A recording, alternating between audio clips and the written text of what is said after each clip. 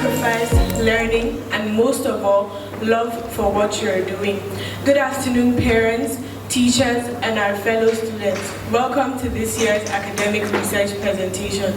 When we first began this journey, and yes, I am choosing to call it a journey because that is exactly what it has been, we were almost 30.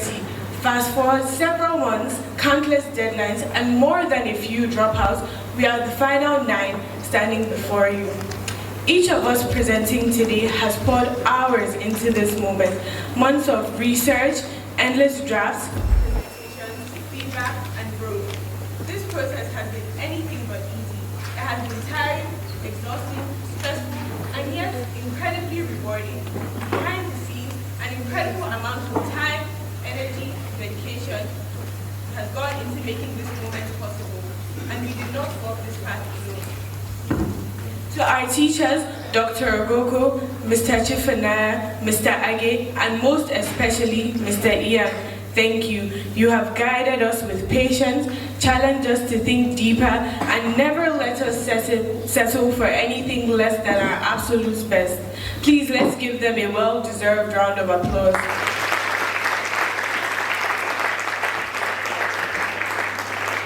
What we present today is not just a showcase of academic work, it's a reflection of our growth as individuals.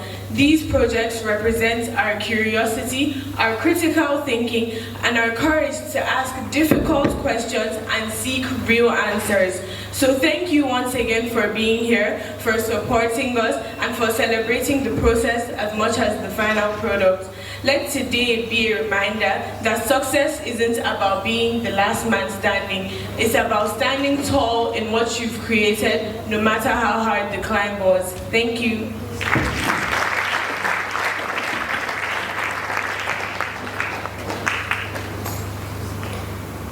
A picture is worth 1,000 words. Quick question before we begin. Please raise up your hand if you've ever been told to act like a man or behave like a lady. Raise it up.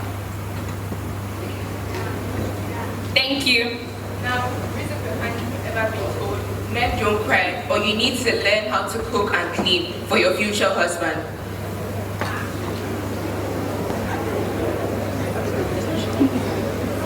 Which brings us to our topic of today.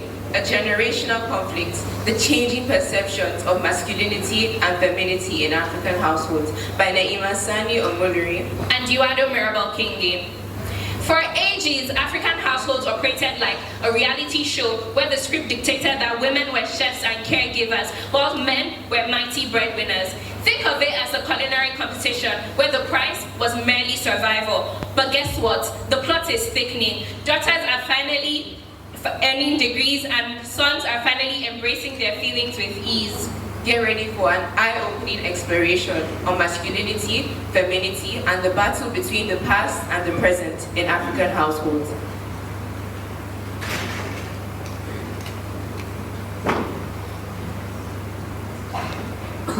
Traditional gender roles in African households, old masculinity.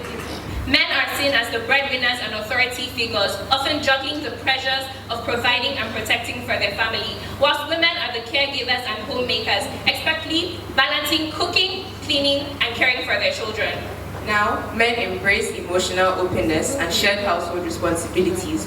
Women prioritize education, careers, and independence, redefining success in their own terms.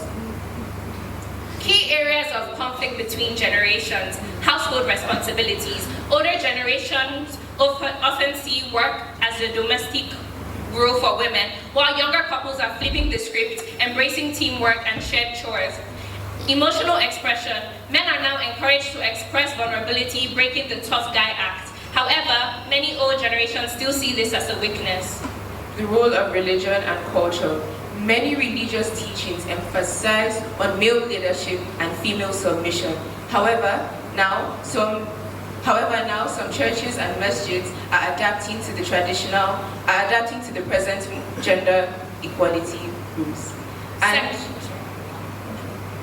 now in cultural norms, as we all know, some traditions still embrace gender inequality. Can you believe that that's possible? Psychological and social impact of these conflicts. First of all, mental health struggles, social backlash, and lastly, self-identity crisis. Now, let me spill some hot tea to you guys about Chimamanda Ngozi Adichie. Imagine this, a fierce young girl in Nigeria surrounded by whispers about how girls should just become good wives and mothers. But Chimamanda looked at those expectations and said, not today. She snagged a US scholarship, defying all expectations. Then, with we should all be feminists, she hit the global stage and changed the conversation. Her journey from a girl defying norms to a powerhouse advocate for women's rights. Now that's the kind of story that inspires us all to break free and claim our voices. According to the graph, as you can all see, the lower equals more progressive. The masculine older generation is at its highest, meaning that their expectations to be the dominant ones, to be the male leaders, are very, very low now. Because the feminine younger generation, as we all know, has the most feminists. They are the lowest and the most progressive. The masculine younger generation is not as low as the feminine younger generation because they are the second lowest, meaning they are the second most progressive. In a world where women rise unapologetically and men embrace their nurturing sides, we create a future rich in equality, compassion, and shared success. Before we leave today, we want to share a powerful message with you all. To the incredible girls seated here today, look around. See the remarkable female teachers who have defied societal expectations to make a difference. Even our very own proprietress stands as a testament to hard work and determination. Remember, never let anyone dim your lives. And to the boys, we encourage you to embrace your emotional openness. If anyone tells you men don't cry, oh please, let them know that real strength comes from being vulnerable and authentic. Just look at Mr. Akinola, disciplined, driven, and just in his own world, doing his best own things. The real question is, what legacy will we leave behind? Thank you.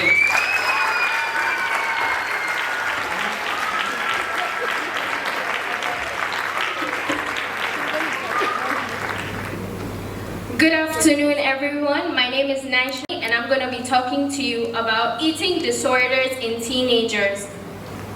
Firstly, what are eating disorders? Eating disorders are serious mental health issues that involve persistent disturbances, complex emotions, and distressing thoughts about food and body image. Eating disorders can cause a lot of mental health impacts on a person, as well as severe and long-term effects as well. So why are teenagers vulnerable? First of all, teenagers go through rapid changes in their prefrontal cortex, which controls decision-making and impulse control. This molds a teen's self-identity, and it can even cause identity crisis. Secondly, teenagers go through a lot of peer, social, and cultural pressures, which can resort to them having eating disorders. Teenagers also have a lot of stress, especially in school, so they may use food as a way to cope with anxiety, depression, which can even lead to substance abuse. So here are the common types of eating disorder. First, there's anorexia, which involves starving themselves as a fear of gaining weight. And then there's bulimia, which means that they will eat a lot and then purge it out by throwing up or over-exercising. Then there's binge eating disorder, which means they have episodes of eating large quantities of food. So how does social media affect teen behavior? I want everyone in this hall to close their eyes. Everyone should close their eyes. If you have ever looked at your favorite influencer and thought, why don't I look like them? Open your eyes. Okay, now I want everyone to open your eyes. Social media often promotes unrealistic beauty standards, which can cause teenagers to go to food as a way to cope.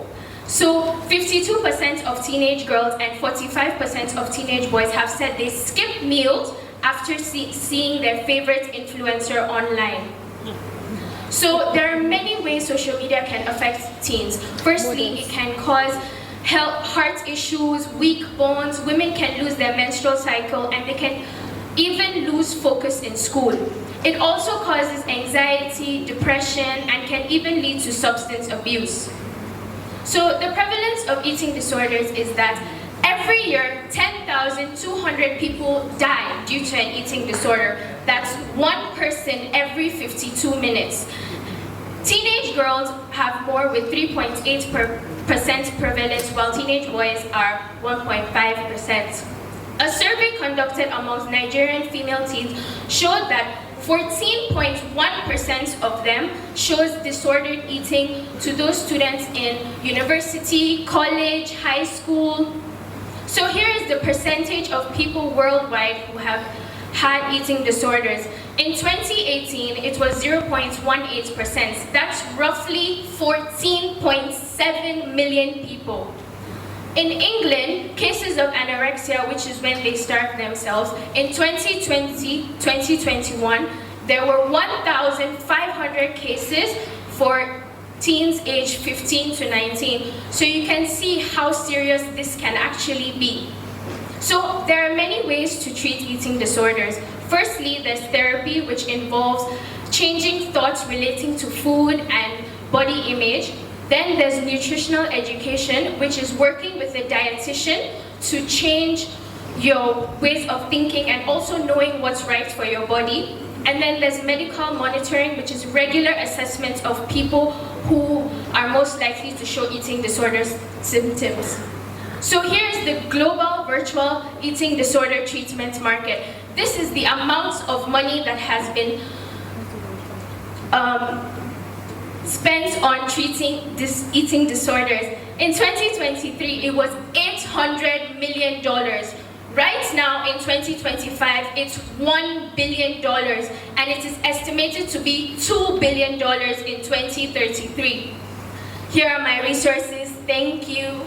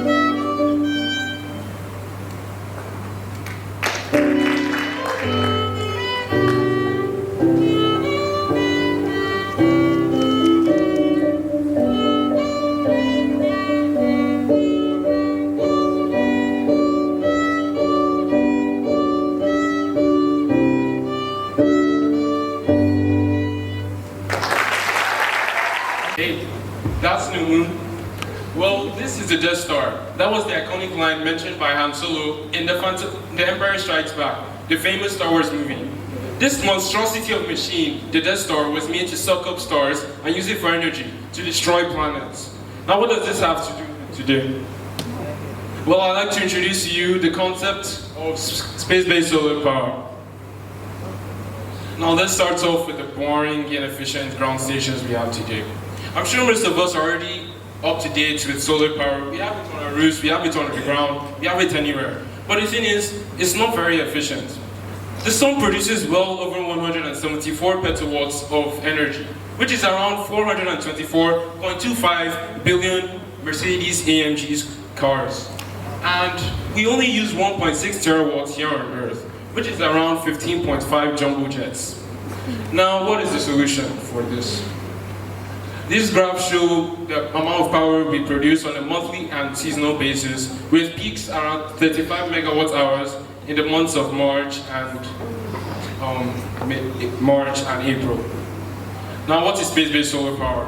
Space-based solar power is just like the solar power that we have today, except this time, it's not here on the ground, it's up there in space, which is pretty cool in on itself.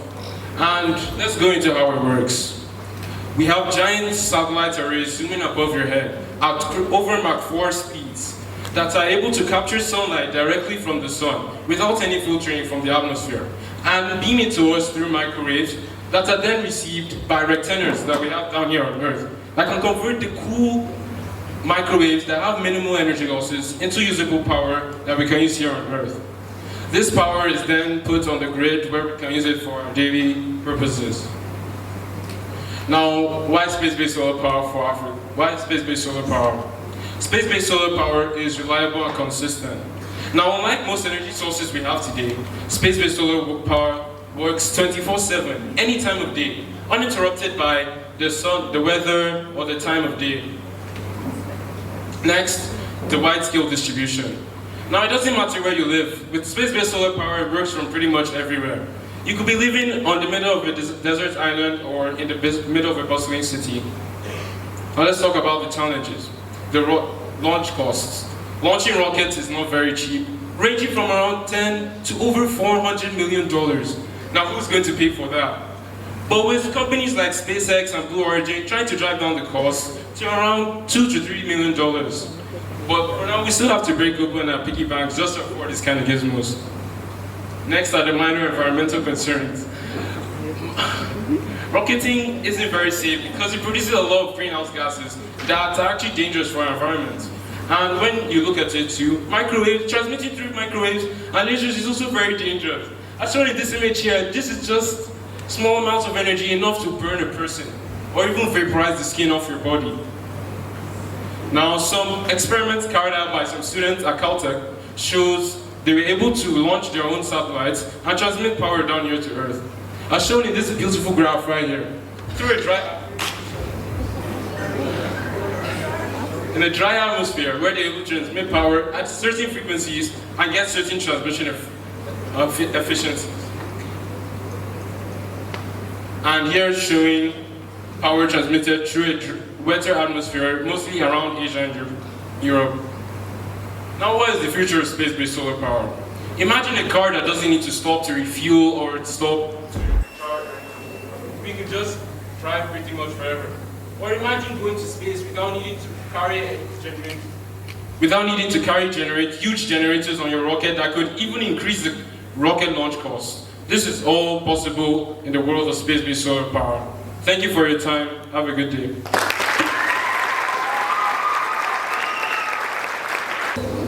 Good afternoon, Mrs. A, the principal, teachers, my fellow students. My name is Daniel Danga, and today I'll be making a presentation on AI in healthcare. Under the research topic, under the research question, should AI be trusted to make medical diagnosis without human intervention? These are my outlines. As a way of introduction, artificial intelligence is bringing groundbreaking changes to the healthcare industry. It is being utilized in various domains, such as robotic-assisted surgeries, treatment planning, administrative processes, and different ways. Now, what is the significance of AI in healthcare? 1. AI helps to improve healthcare efficiency. by automating administrative processes and clinical processes, it gives the professionals more time to focus on the patient care. 2. Early disease detection. AI has the ability to analyze large data sets faster than any normal human would. Therefore, it allows it for it to get higher progress faster than any human. Reducing healthcare costs. AI helps to streamline these processes and in the end brings down the costs. Medical diagnosis. AI powered tools are enhancing the efficiency, speed, and accuracy of medical diagnosis, therefore making this more accurate and more reliable than any human sources. Drug development. We all know that the conventional drug development process is time-consuming and costly, but with AI, it can be enhanced, making it more accurate, faster, and more reliable than the conventional process. Robotic surgery. We all know robotic surgeries demand high precision and high accuracy, and the AI provides more than this, giving accuracy, minimizing risks, and providing healthcare HP. Now, what's the future of AI in healthcare? Integration of wearable technology. AI can be integrated into our everyday devices, such as our smartwatches and even glasses. Personalized medicine. AI will facilitate treatment to tailor individual genetics, and therefore improving the efficiency and working faster. Mental health support. It will provide mental health support and give mental health and help people mentally when they're in times of need. The drawbacks. What are the disadvantages of AI in healthcare? Privacy risks. We all know AI needs large data sets when analyzing data, and therefore it requires large data, and because of this, it may seem as intrusive or risky. Overdependence on AI. Doctors and patients may find it overdependence on AI, and therefore you might not know when the AI is wrong or know when to stop. Lack of transparency. Lack of transparency may prove discouraging, as we might not know when exactly the AI is wrong or when exactly or how the AI came about it. Here, now we can see how likely AI will be able to deliver certain benefits and drawbacks for patients. You can see the radiology in average life expectancy has gone up by 60%. Pathology is just on 80%. And in general, we can see it is within the 40 to 80%. Now, this is the global statistics of AI in healthcare. Global impact on AI of surgery. We can see that surgical success rate has gone up by 88%, and life saved annually has gone up by 80%. Now, this is the graph comparing the human and artificial intelligence in healthcare. The artificial intelligence is the green, and the human is the blue. We can see that the artificial intelligence surpasses the human in almost every aspect, and they come close to each other, but it surpasses. Like in surgical success rate, it goes up by 90% for artificial intelligence, but for humans, it just stops by the 80. So in conclusion, AI is undoubtedly transforming the healthcare industry, and as to whether it should be allowed to make individual decisions without human intervention, in some situations, yes, it should be, but not in every situation, as it can prove risky and discouraging for some users. Thank you.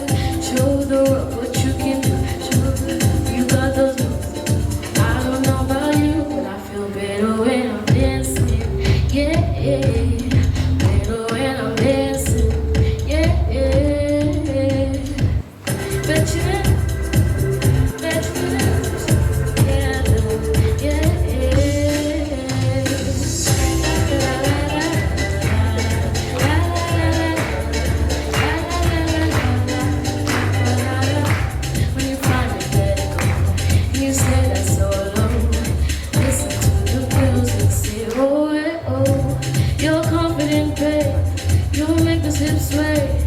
You know that you can do it, say, oh,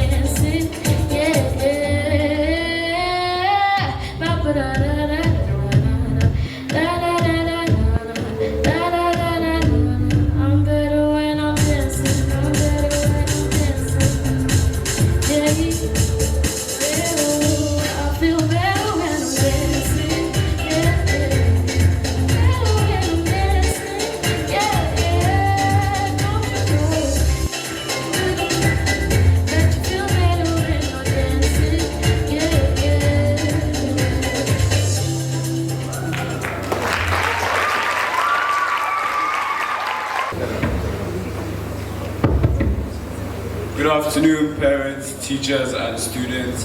This is Mia Williams' presentation on the role of financial technology in expanding financial inclusion.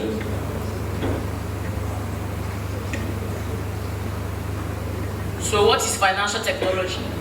FinTech is the way of using technology in solving financial services in undeserved populations. The problem, financial exclusion. Approximately 1.5 billion adults worldwide are unbanked, meaning that they lack access to basic financial services. This is due to poverty, lack of financial services, and one another. So how financial technologies can solve these problems? FinTech makes financial services accessible and efficient. Examples of financial technology include M-Pesa, Paystack, and Cash App. You also have things such as digital payments, such as Flutterwave and PayPal, in order for cashless and secure transactions. You also have blockchains and cryptocurrencies to decentralize financial accesses. In 2015, two Nigerian entrepreneurs, Shola Akelade and Ezra Olubi, founded Paystack to make online payments easier for businesses in Africa. Before Paystack, a lot of small businesses suffered, but after Paystack was created in 2015, it showed how informal vendors could even accept different types of payments, such as mobile payments, mobile transactions, card payments, and etc. One popular Lagos-based fashion brand retailer reported a 60% increase in sales after just 1 year of integrating Paystack. And by 2020, the company had helped over 60,000 businesses process billions of naira. The role of government and policy in expanding financial inclusion. So one rule that the government can do is they can set regulations. The government can make sure that people set good financial technology apps in order for people to have secure and cashless transaction and also keep their money. They can provide foundations such as good infrastructures for more access to internet and more access to technology. And lastly, they can also lead by example, because the government with the government using financial technology to help people, it's also faster for it to reach the society. So, how does FinTech help businesses get paid? FinTech lets businesses take many kinds of payments on not just cards. This includes online, mobile wallets, and even local money apps. We also have e-commerce and online sales. A lot of businesses use FinTech to be able to sell their products worldwide, which help it make cashless transactions for many businesses. Why is FinTech more desirable than a normal bank account? So with FinTech, it's accessible 24/7 on your mobile phone, meaning you can access it anywhere and at any time. FinTech also has lower cost and So this is the financial technology growth charts. At 2015, showed how they had a staggering $19.6 billion at the start. But throughout all the way to 2024 to 2025 shows how they had a staggering increase to $168.9 billion increase. This increase was done during the COVID-19 pandemic, where people could not come out from their house and had to rely solely on technology and financial technology. So future projections. Investment is expected to rise from $182.4 billion in 2025 to $272.5 billion by 2030. This growth is driven by maturing markets and integration of AI and blockchain technology. Challenges in FinTech and expanding financial inclusion. So we're doing the difference between Dubai and Nigeria. So in Nigeria, you have bad internet connections and bad infrastructure. You also have limited access to technology and bad government regulations. But if you're comparing it to Dubai, it shows how Dubai has good government regulations or rules, also supports the role of financial technology, good internet access, and the vast population of Dubai also has good access to technology to use the financial technology. The future of fintech and financial inclusion. The future of fintech and financial inclusion is about making financial services more accessible, faster, and smarter for everyone, especially the underserved and unbanked. Challenges exist, but the future is promising. Fintech is not just about the money, it's about the opportunity and empowerment. What should we do next when we see fintech? Let fintech write Nigeria's future of finance. Thank you.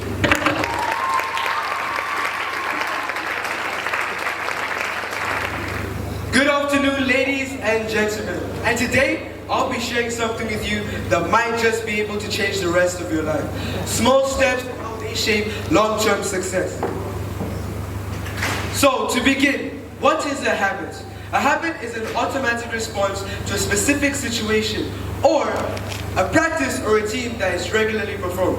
For example, brushing your teeth every day with the same hand. So why do daily habits matter? According to Duke University, 45% of daily actions are habitual. This means up to 50% of everything we do each day isn't even a conscious decision. They come from automatic cues. So, this is why it's very important to make sure that most of our habits are good. Relying on good habits takes away the cognitive strain from deciding on what next to do. These small actions begin to add up and eventually will benefit us far more in areas such as mental well-being, physical health, relationships, and in our productivity, far more than any random burst of motivation ever could. So, the psychology of habits. How do habits form? These 4 phrases. We start off with the cue. A cue is a trigger that makes your brain want to act on a habit. Then a spark ignites in your brain that makes you want to achieve the habit. Next, the response. The response is the action of completing the habit. Then you receive the punch with the reward, the dopamine hit that you get from completing the habit. Eventually, this loop continues, forming a habit.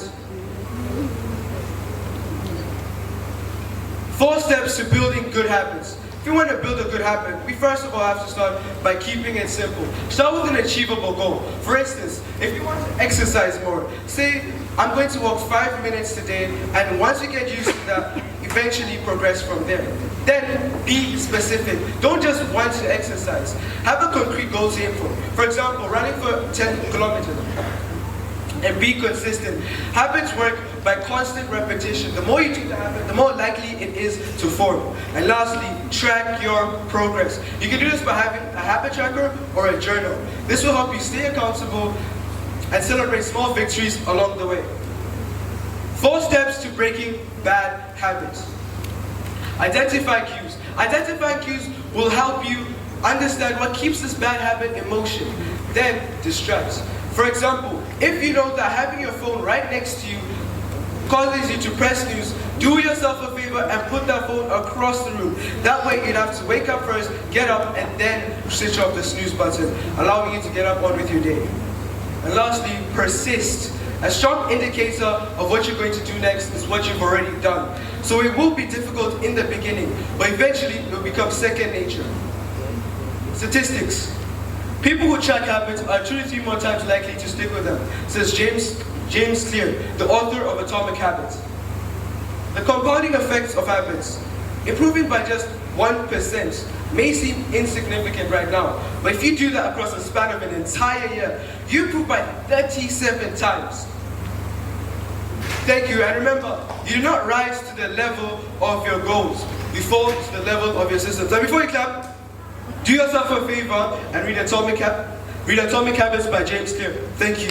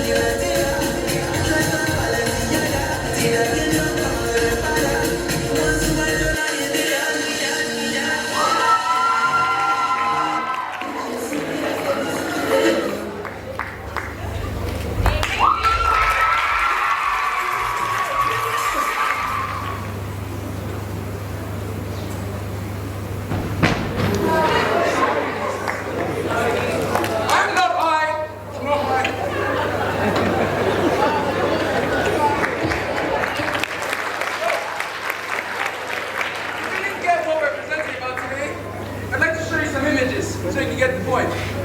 Here we have one of our favorite rappers' albums, Snoop Dogg. Smoke weed every day.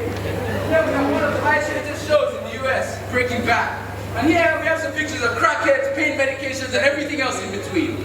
Now, if you didn't get what I'm presenting about, hi, I'm Jenny Analaba, and I'm presenting about whether substance abuse is still relevant to teenagers or not. Now, first of all, what is substance abuse?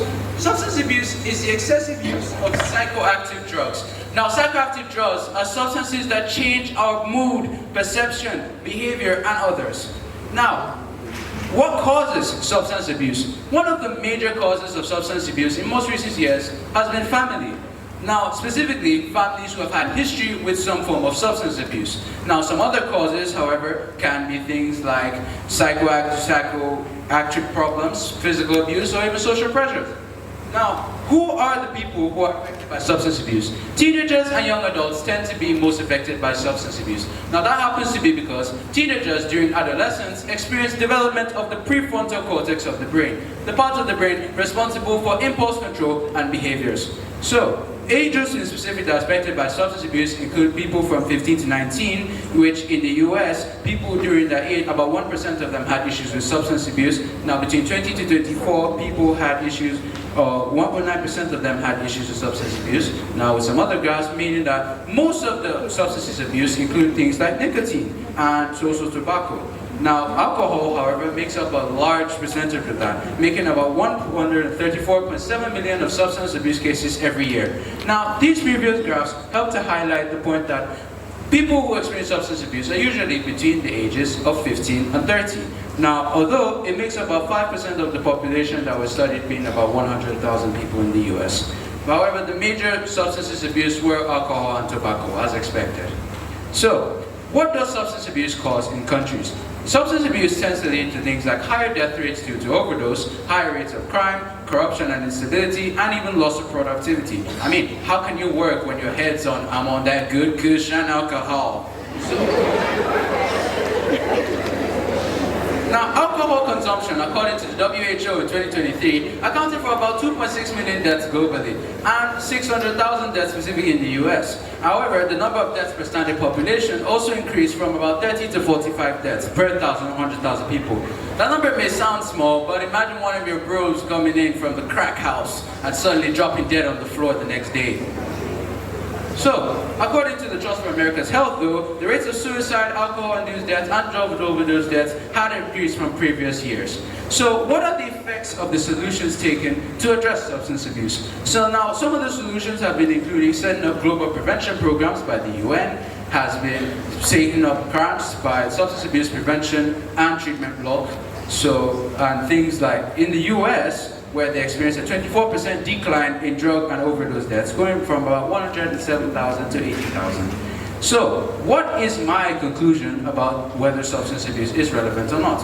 I think substance abuse is still a serious issue. Now, although the things that the rates of death, the use of substance abuse like cannabis have decreased in different countries, new forms of substances are on the horizon. Things like e-cigarettes or vapes, which companies tend to use to target a younger audience through advertising strategies like brighter colors and appealing names. Come on, we'd all be attracted to something called blue blast or red smoke. So, rather than just smoke or just tobacco. So, there is more action yet to be taken. However, within the next couple of years, the issue does seem feasible to solve. Thank you for your time. Unlike our favorite rapper Snoop Dogg, do not smoke weed every day. It will kill you. Trust me, I know. A need for peace. First of all, what is peace? Peace can be described as a state of tranquility and the general absence of violence and conflict. On one hand, we have countries like Singapore in Southeast Asia, a country blessed with peace. Singapore's economic growth is significantly linked to the absence of conflict, which fosters a stable environment for trade and investment. On the other hand, we have nations like Israel and Palestine. The conflict between Israel and Palestine is one of the longest running and most violent conflicts in the world, dating back over a century. The most recent uprising, however, took place on October 7, 2023. What happened on October 7? So on October 7, Hamas, a militant group in Palestine, decided to launch an attack on Israel after countless attacks on Palestine by Israelis. This was also due to Israelis' unlawful occupation in Gaza. So the effects of conflicts. After turning Gaza into a wasteland, the Israeli Defense Force decided to attack the only safe zone in Palestine, Rafah, leaving the camp in a raging fire. During this attack, many children and women were left mutilated and burnt alive, and a picture of a father holding his headless baby went viral. The baby had a diaper on, but no head. Reem was just a 3-year-old girl in Palestine. She was killed in an Israeli airstrike alongside her 5-year-old brother Tariq, and a video of her grandfather Khalid Nabahan embracing her and crying, going Ruh al-Ruh, went viral. This means soul of my soul. He too was killed on 16th of December 2024. Now, Mohammed Bar, a 24-year-old Palestinian with Down syndrome and autism, was killed by Israeli dogs. He was mauled alive, and his last words were Khalas Habibi, Khalas, meaning enough my dear, enough. Now statistics. This is a graph representing the Israeli and the Palestinian casualties. On my right side, we have the Palestinian casualties, and on my left, we have the Israeli casualties. There are 80 times more Palestinians held by Israel than Israelis held by Hamas. There are 116 Israelis held by Hamas, while there are 9,170 Palestinians held by Israel. At least 20,000 reported killed in Gaza from 7th of October to 20th of December 2023, and most of them were women and young children. Over 80% of them were women and young children. There are also 26,521 Palestinians killed and only 3,027 Israelis killed since 1905. Now, these are statistics in Singapore. These are the causes of deaths in Singapore, and we can see that only less than 14% is due to conflict and accidents. Most of them are from heart diseases and illnesses. We can also see that people in Singapore have a higher life expectancy, as most people that are dead are from ages 60 and above. We can also see how Singapore has benefited from the absence of conflict because their gross domestic product is $501.4 billion as of 2023, and we can see how their economy is expected to skyrocket throughout the year. So what does the UN have to say about this? After countless attacks, the International Court of Justice issued an advisory on Israel that their occupation in Gaza is unlawful and there should be a permanent and immediate ceasefire. But as usual, Israel ignored it. This resolution was also vetoed by the United States. These are my references. Thank you.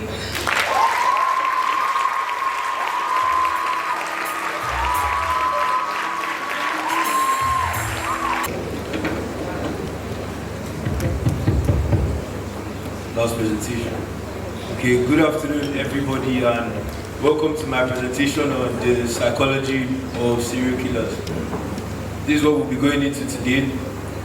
These are some interesting facts about serial killers. The first serial killings actually ever recorded was in the 1900s. The decade with the least amount of serial killings recorded was actually the 1920s, and the year with the most was the 1970s. According to the Bureau of Justice Statistics, 15% of women make up serial killers. So the remaining 85% of all serial killers ever recorded have actually been male. This is the global distribution of known serial killers. So 67% of all serial killers have been from the US, 10% in Russia, 6% in South Africa, and so on. Method in which serial killers have killed off their victims. So most actually prefer to shoot their victims, followed by strangled, stabbed, so on. Okay, introduction, serial killer. Okay, so a serial killer is somebody who commits a series of crimes, or rather murders, for no apparent reason, absolutely unprovoked. They have a certain characteristic and a very, very predictable behavioral pattern. Identifying the mind of a serial killer. Serial killers are normally charming, manipulative, lack empathy, they are often intelligent, and they are very socially deceptive. Brain abnormalities. They have a prefrontal cortex dysfunction. If you don't know what that is, it's a part of your brain. Theirs actually has a problem, which leads to them having poor judgmental decisions and a lack of remorse. The average IQ of the normal human is actually 100, but as you can see from the chart, most serial killers actually have an IQ of over 100, which is why I said they are often intelligent. And Nathan Leopold actually had an IQ of over 110. Motivations: revenge or anger, thrill-seeking, mission-oriented. So they believe like they are cleansing the society by committing these crimes. They target a specific person's identity, like their race, their gender, their religion, etc. US serial killer victims. So most of them in the US have actually been their fellow Americans, which are the white people, then the black people, the Hispanics, and then the Asians. So for the black and the white people, more females have actually been killed than the males. Psychological disorders and serial killers. Serial killers are psychopathic, antisocial, they suffer from childhood neglect, and they are narcissistic. Chart on disorders of serial killers. So 55% of them are actually antisocial, 20% of them have narcissistic personality disorder, there's borderline personality disorder, so on and so forth. The infamous Jeffrey Dahmer. I believe all of us here know this guy. So he killed 17 males, ate them, and sexually abused most of them. Patient medical history of Jeffrey Dahmer. He was age 34 when he died. He was a male, he had no allergies. He was born in Wisconsin, USA, but he actually died in Columbia Correctional Center. In the 1970s, he was born, he had early childhood trauma with his parents. In the 1980s, he evolved into an actual serial killer, and in the 1990s, he was first captured. He still wasn't remorseful till he was, well, killed by his roommate in prison. Busted. How serial killers are caught. So there are two main ways that they are caught. There's the public, then there's forensic advancements. So that's DNA, digital footprints, etc. This is the estimated breakdown. So 33% of them are caught doing the crime. That's a dumb way to get caught. 20% of them are caught by a victim report. There's confession, routine police work, and so on. The ethics of studying serial killers. So earlier you heard me say that serial killers are charming. So now all the girls here looking for Prince Charming, they may think that serial killers are actually people to follow. So am I actually praising serial killers by building them up on this topic? In my opinion, serial killers should actually be studied, so that if anybody feels like they have traits that match with the similarities of a serial killer, they can actually seek help on time, because prevention will always be better than cure. So in summary, serial killers are rare, but they are terrifyingly real. They are individuals who commit atrocious crimes for no reason. They are driven by motives like control, thrill, or trauma. So if you notice any of these characteristics that I've mentioned in you, please seek some help, you understand? So that you will end up like the guy here. Thank you.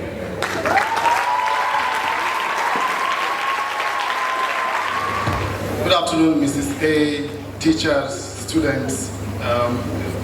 Now it's time to acknowledge the effort and achievement of all the participants today, and to do us this honor of presenting the certificates of participation to the students. I would like to invite on stage the principal of the school, Mr. Reynolds.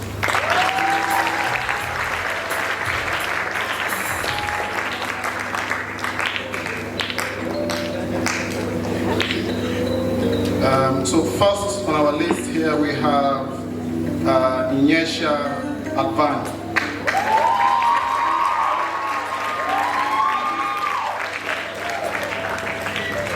Next we have Yuado Kenge. Lima Omolori. Eliora Amenowo. Israel Oban, David Danga, William Chigoziri, Hanif MD Yusuf, Jaden Alanaba, Khadija Kere Ahmed, Wesley A. Namani. Thank you, Mr. Reynolds.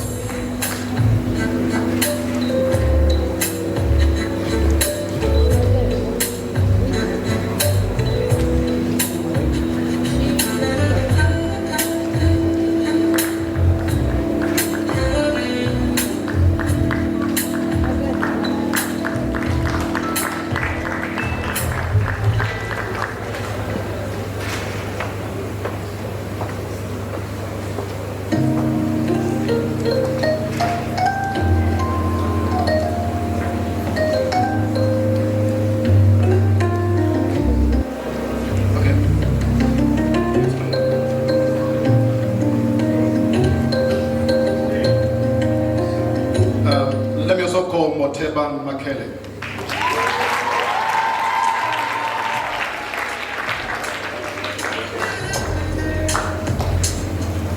I'd like to thank everybody for their research. It obviously took a lot of hard work and a lot of hours.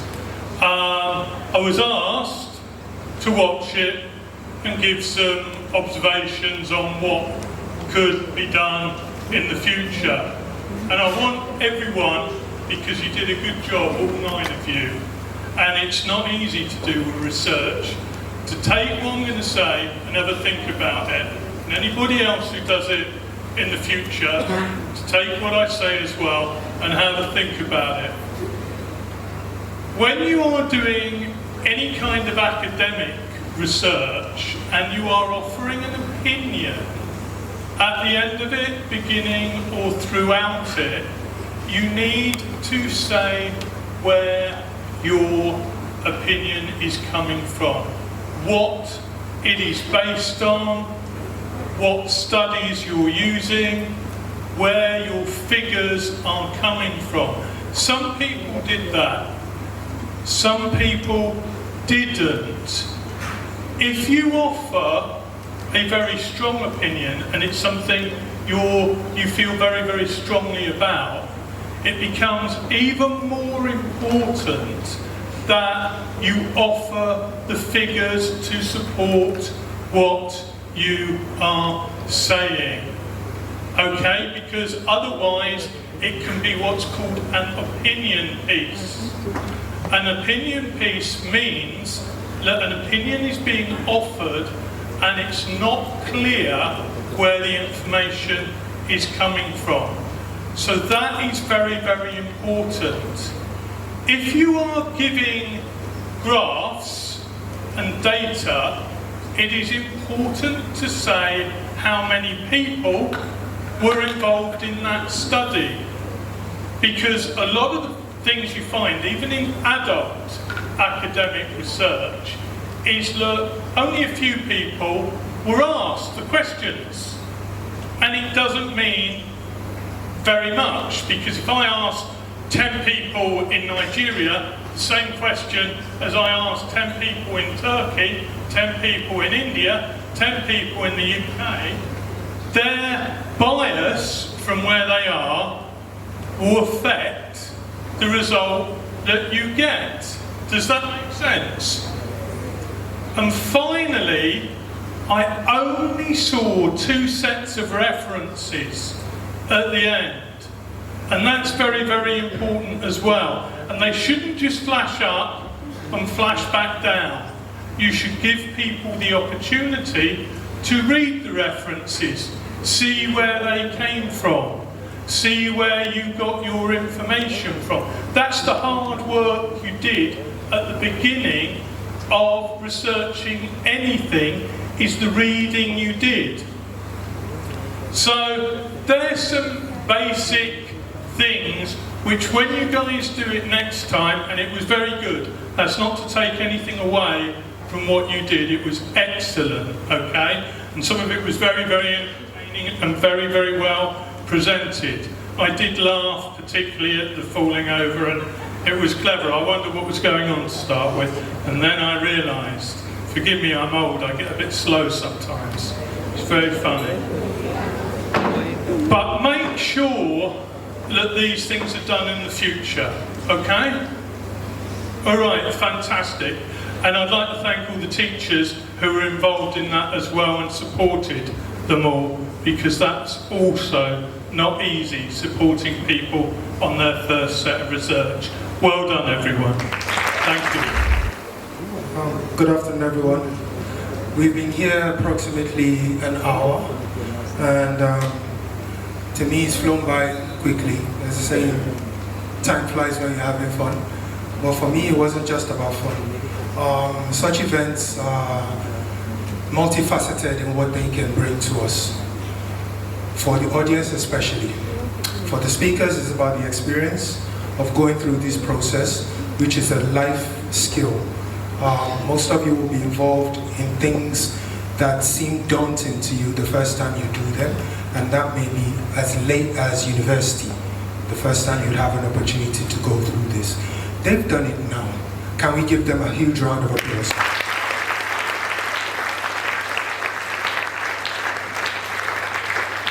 Another facet is what it offers you as an audience. It offers you the opportunity to learn. It offers you the opportunity for critical thinking, for you to listen to what you're being presented, and also reflect on your own moral compass. Also, it challenges your attention span. And that's one thing that this very event gives us the opportunity to do. I noticed quite a few people who were able to sit through everything. They took in the entertainment value. They laughed when they needed to laugh, but they kept very, very poised through listening to these people who have given a lot of time and a lot of effort into this. There were others who need a lot of work with their attention span as well. I'd like to thank the parents for coming to support the students. And without you, obviously, we won't have them to showcase and add to the excellence that is the Regent Secondary School. So a huge round of applause for parents.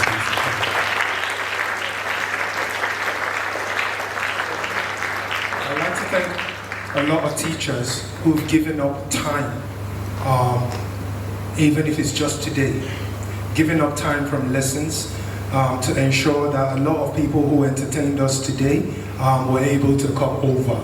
So thank you to those teachers who had to sacrifice their lessons in one way or the other today. I'd like to thank the people who have come up and had presentations, musical interludes or dances. Thank Eliora, thank Nne and the dancing troupe. Brilliant performances today.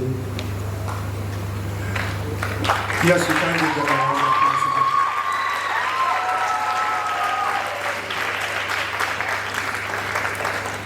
The media team, great work for supporting us. The welcome address by Khadija Kiri-Ahmed, she thanked the teachers who were involved in preparing them for this.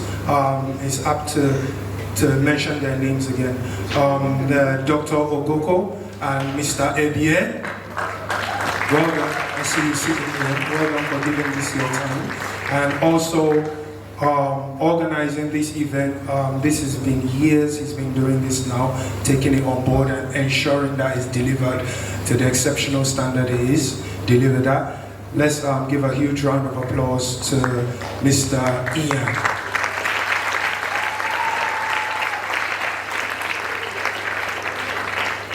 So once again, please reflect on these excellent deliveries you've heard today.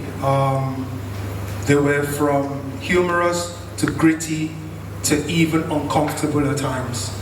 But that's something that is a pillar of democracy and freedom of speech. So please embrace this, and we'll continue to guide you to be the rightful leaders of the future nation that is Nigeria and several other international representations we have amongst us. So well done. Have a great evening, and that brings us to the end of this assembly, and a huge round of applause for all of you for doing a great job. Well done to everybody. Thank you.